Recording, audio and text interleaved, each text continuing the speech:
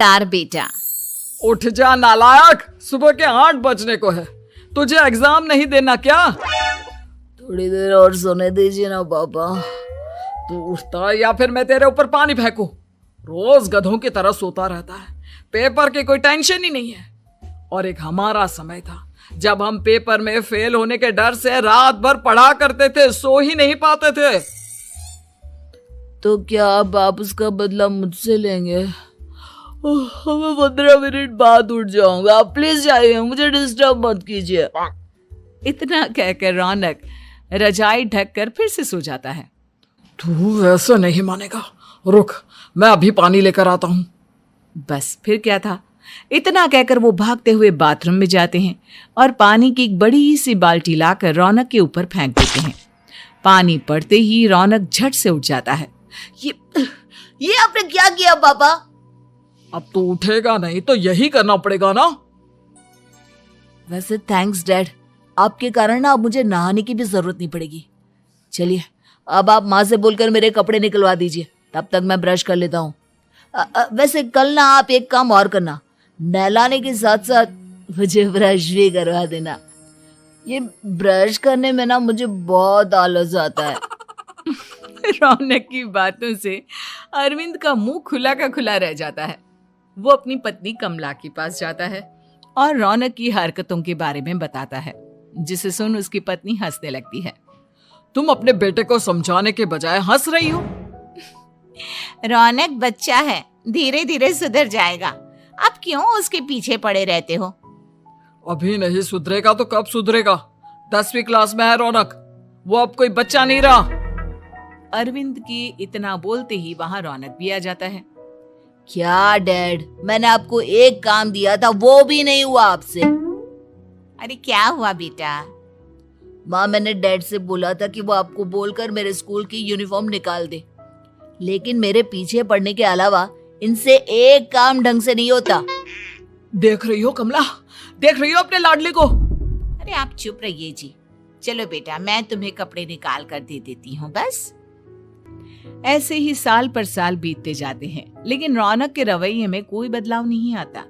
वो पहले से भी ज्यादा आलसी और पूरी तरह अपने माता पिता पर निर्भर हो जाता है। 2 साल बाद पता नहीं कहाँ गायब रहता है पूरे दिन। अब तक तो आ जाना चाहिए था। अरे आप इतनी फिक्र क्यों कर रहे हैं उसकी? दोस्तों के साथ खेल रहा होगा, आ जाएगा अभी। ये कोई टाइम है खेलने का? 10 बजने वाले हैं, इतनी रात में कौन खेलता है? कमला कुछ कहती उससे पहले ही रौनक वहां आ जाता है। मम्मी जल्दी से खाना लगा दो, बहुत भूख लग रही है। तुम्हें तब तक खाना नहीं मिलेगा जब तक तुम बता नहीं देते कि इतनी रात गए कहां से आ रहे हो। ओ प्लीज डैड, अब आप एसी पे प्रद्युमन बनकर मेरे सर पर बंदूक लेकर मत बैठ जाना। अपनी फालतू की बकवास बंद कर और बता कहां से आ रहा है। माँ अब समझाइए ना डैड को। बता देना बेटा, इनको भी तसल्ली हो जाएगी। आप बोल रही हैं तो बता देता हूँ। मैं दोस्तों के साथ मूवी देखने गया था, इसलिए देर हो गई। तो इन सब चीजों में मेरे पैसे उड़ाता है। कभी 1 रुपया कमाने के बारे में सोचा है तूने? जब देखो हवा की तरह पैसे उड़ाता रहता है। माँ अब आप इन्हें चुप करा दीजिए, वरना ना मुझे गुस्सा आ जाएगा। अच्छा क्या कर लेगा? बता ना क्या कर लेगा तू? वैसे बात तो ठीक ही है, मैं कर ही क्या सकता हूँ। पैसे तो फिर भी मैं आपसे ही मांगूंगा ना। चलिए अब ये सब बात छोड़िए और मम्मी मेरे लिए खाना लगा दीजिए। अभी लगा देती हूँ बेटा। मैं बता रहा हूँ कमला, एक दिन ये ऐसे ही बिगड़ जाएगा। उफ़ो, आप क्यों इतना पीछे पड़े रहते हो मेरे बच्चे के? बाद की बाद में देखेंगे, अभी आप शांति से उसे खाना खाने देंगे। अगले दिन डैडी मुझे 10,000 रुपए चाहिए। हाँ? अब इतने पैसे क्यों चाहिए तुझे? डैड आप बिना सवाल किए कभी पैसे नहीं दे सकते क्या? जब तक तू बताएगा नहीं तुझे पैसे भी नहीं मिलेंगे। अरे अब आप अपने बेटे को पैसे भी नहीं दे सकते?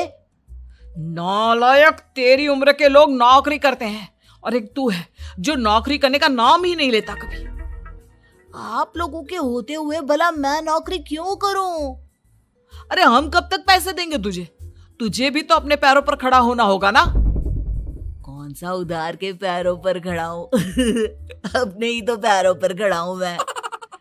इसी तरह रौनक दिन प्रतिदिन लापरवाह होता जाता है।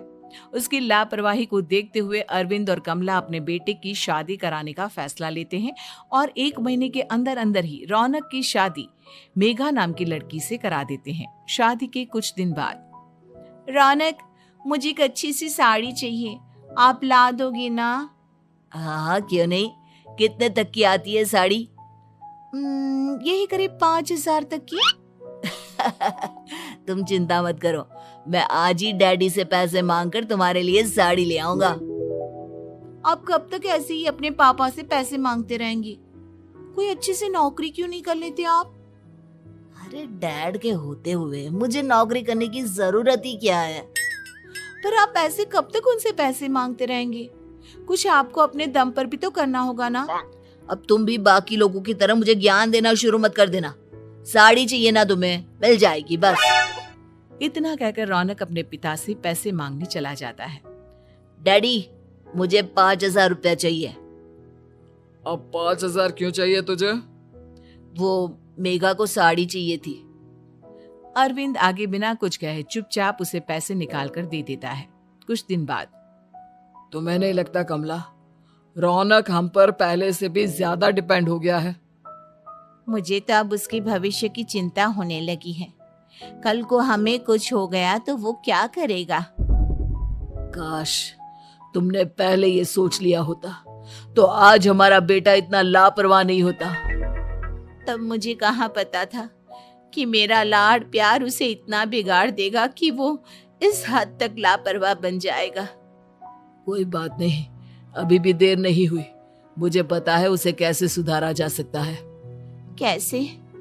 अरविंद कुछ कहता उससे पहले रौनक वहां आ जाता है और पैसों के लिए हाथ फैलाने लगता है। डैड, मैं और मेघा बाहर घूमने जाना चाहते हैं। अरे वाह, ये आज सूरज कहाँ से निकला है? Dad please. अच्छा चलो अब मुद्दे की बात करो। मुझे अब 25,000 चाहिए। अब तुम्हें 1 रुपया भी नहीं मिलने वाला। अगर तुम्हें पैसों की इतनी ही जरूरत है तो कोई ढंग की नौकरी कर लो। मम्मी, आप कुछ कहिए ना डैड को। बेटा, वो गलत क्या बोल रहे हैं? ये सब हम तेरे भले के लिए ही तो कर रहे हैं। मम्मा, मैंने बताया ना आपको, मुझे नहीं करनी कोई जॉब वॉब। तो ठीक है, निकल जाओ हमारे घर से। तुम्हारे जैसे लोगों के लिए मैंने ये घर खड़ा नहीं किया है। जितना ये घर आपका है ना, उतना ही मेरा भी है। मैं कहीं नहीं जाने वाला। जाना तो पड़ेगा ही तुझे, क्योंकि अब मैं तेरा कोई भी खर्चा नहीं उठाने वाला। ठीक है, मत उठाइए मेरा खर्चा, मैं अपने दम पर भी जी सकता हूँ। तो बेशर्मों की तरह अब तक यहाँ क्यों खड़ा है? अपना सामान ले और निकल जाए यहाँ से। रौनक पैर पटकते हुए वहां से चला जाता है। घर से निकालना जरूरी है क्या उसे? बिना पैसों के कौन रखेगा उसे किराए पर? अगर उसका भविष्य सुधारना है तो हमें अपने दिल पर पत्थर रखकर ये कदम उठाना ही होगा।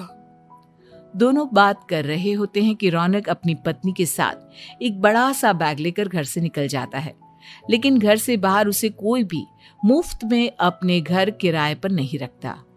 अंत में थक हार कर वो फिर से अपने घर चला जाता है। क्या हुआ? थोड़ी देर पहले तो दहाड़ते हुए घर से निकला था, अब क्या हुआ? नहीं रखा ना किसी ने तुझे किराए पर? डैड प्लीज, मैं कुछ दिनों में कोई अच्छी सी नौकरी शुरू कर दूंगा। आप तब तक तो हमें रख लीजिए प्लीज। सुबह से रात हो चुकी है लेकिन कोई हमें रखने को राजी नहीं है। अब आप ही बताइए, इतनी रात को मैं मेघा को लेकर कहाँ जाऊंगा? ठीक है, बहू की वजह से मैं तुझे घर पर रख रहा हूँ, लेकिन तू इस घर में एक बेटे की नहीं बल्कि एक किराएदार की हैसियत से रहेगा। 3 महीने हैं तेरे पास। इन 3 महीनों के अंदर अंदर मुझे तेरी पहली तनख्वाह हाथ में चाहिए, समझ गया? पक्का डैड, इन 3 महीनों के अंदर अंदर तो कोई बढ़िया सी नौकरी ढूंढ ही लूंगा मैं। ऐसे ही धीरे धीरे समय बीतने लगता है और अरविंद के दिए 3 महीनों में से 2 महीने बीत चुके होते हैं। पापा जी ने हमें 3 महीने दिए थे, जिसमें से 2 महीने तो बीत चुके हैं। अब ये आखिरी महीना बचा है। अरे तुम चिंता मत करो, आज मेरा ना 2 जगह इंटरव्यू है, दोनों में से कहीं ना कहीं तो जॉब लग ही जाएगी। अच्छा, all the best. Raunak interview के लिए निकल जाता है, जिसके बाद शाम में रौनक घर आता है। कैसा गया इंटरव्यू? आपकी नौकरी लगी या नहीं? अरे पहले सांस तो ले लेने दो अच्छे से। बताइए ना, मुझसे तो जरा भी इंतजार नहीं हो रहा है। वो दरअसल बात यह है कि मेरी नौकरी तो लग चुकी है, लेकिन पैसे बहुत कम है। कितने पैसे हैं? 15,000। इतने में अरविंद और कमला मिठाई का डिब्बा लेकर आ जाते हैं। बधाई हो बेटा। हम जानते थे तेरी जॉब जरूर लगेगी। लेकिन मेरी सैलरी बहुत कम है मम्मा। कम है तो क्या हुआ, धीरे धीरे बढ़ जाएगी। हाँ बेटा, हम तो बस चाहते थे कि तू अपने पैरों पर खड़ा हो जाए। मतलब अब आप मुझे घर से नहीं निकालेंगे? नहीं, ये सब हमने तुझे जिम्मेदार इंसान बनाने के लिए किया था। Thank you mummy papa. अगर आप दोनों ऐसा नहीं करते तो मुझे कभी अपनी जिम्मेदारियों का एहसास तक नहीं होता। आज आपने मुझे सिखा दिया कि इंसान का अपने पैरों पर खड़ा होना भी जरूरी होता है। इतना कहकर रौनक झट से अपने माता पिता के गले लग जाता है और अपनी कमाई की पहली तनख्वाह वो अपने माता पिता के हाथ में सौंपता है। इस तरह रौनक एक गैर जिम्मेदार व्यक्ति से एक जिम्मेदार व्यक्ति बन जाता है।